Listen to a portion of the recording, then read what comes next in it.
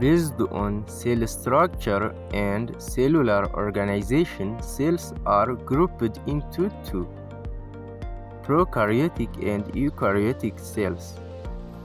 የህዋሶች ወይም የሴል መዋቅርና አደረጃጀታቸው ላይ መሰረት በማድረግ ሴሎች ለሁለት እንከፍላቸዋለን፣ ፕሮካሪዮቲክ እና ዩካሪዮቲክ ብለን። Prokaryotic cells are thought to be the first cells to have evolved, or the first cell on the earth were prokaryotics.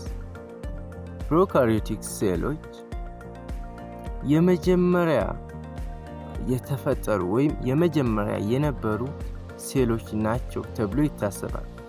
ምድር ላይ የመጀመሪያ የተፈጠሩ ወይም የነበሩ ሴሎች prokaryotic ናቸው ተብሎ ይታሰባል። Pro means before, karyon means nucleus. Prokaryotic means before nucleus. Pro ማለት በፊት ማለት ነው። ካሪዮን ማለት ደግሞ ኒኩለስ ማለት ነው። ፕሮካሪዮቲክ ስንል ደግሞ before nucleus ማለታችን ነው። ከኒኩለስ በፊት፣ ኒኩለስ ከመፈጠሩ በፊት የነበሩ ሴሎች ማለታችን ነው። ኒኩለስ ከመፈጠሩ በፊት የነበሩ ሴሎች ፕሮካሪዮቲክ ሴል ነበሩ ማለታችን ነው። ዩካሪዮቲኮች ከመምጣታቸው ወይም ከመፈጠራቸው በፊት የነበሩ ፕሮካሪዮቲክ ሴሎች ናቸው ተብሎ ይታሰባል። ወደ ዋናው ትምህርታችን ስንገባ prokaryotic cells, they don't have a nucleus and other membrane-bounded organelles. prokaryotic ሴሎች ኒኩለስ የላቸውም እናም በሌሎች በሜምብሬን የተሸፈኑ ወይም የታጠሩ ኦርጋኔሎች የላቸውም። They have much simpler structure than eukaryotic. በጣም ቀለል ያሉ መዋቅሮች ናቸው ያላቸው ከዩካሪዮቲኮች ሲነጻጸር። Their genetic material found freely in the cytoplasm in the nucleoid region. የዘር መረጃቸው ወይንም ጄኔቲክ ማቴሪያላቸው በነጻነት ሳይቶፕላዝም ውስጥ ይገኛል። Prokaryotic organisms are unicellular, which means they made up of only one cell, such as bacteria. ፕሮካሪዮቲክ ኦርጋኒዝሞች ወይም የፕሮካሪዮቲክ ፍጥረታቶች ዩኒሴሉላር ናቸው። ይህም ማለት ከአንድ ህዋስ የተሰሩ ፍጥረታት ናቸው ማለታችን ነው፣ እንደነ ባክቴሪያ። ወደ ሁለተኛው ስንገባ eukaryotic cells እንላቸዋለን። eukaryotic cells have a nucleus and other membrane-bounded organelles. eukaryotic ሴሎች ኒውክለስ አላቸው፣ ሌሎችም ደግሞ በሜምብሬን የተሸፈኑ ኦርጋኔሎች አላቸው። and their genetic material is found within the nucleus. የዘር መረጃቸው ደግሞ ፍሪሊ ኢን ዘ ሳይቶፕላዝም ውስጥ አይገኝም። እንደ ፕሮካሪዮቲኮች የሚገኘው ኒኩለስ ውስጥ ነው። Their genetic material is found within the nucleus.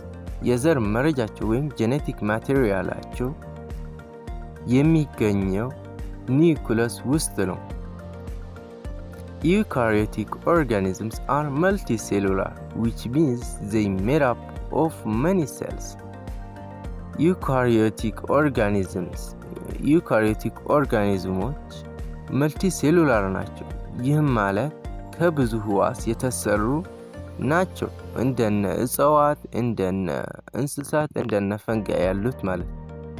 each organelle within the cell has a specific role. እያንዳንዱ ኦርጋኔል ሴሉ ውስጥ እያንዳንዱ ኦርጋኔል የራሱ የሆነ ሚና አለው። all organelles have their own function within the cell. ሴል ውስጥ ሁሉንም ኦርጋኔሎች የራሳቸው የሆነ ተግባራት አላቸው። for example, mitochondria produces energy and ribosomes produce protein.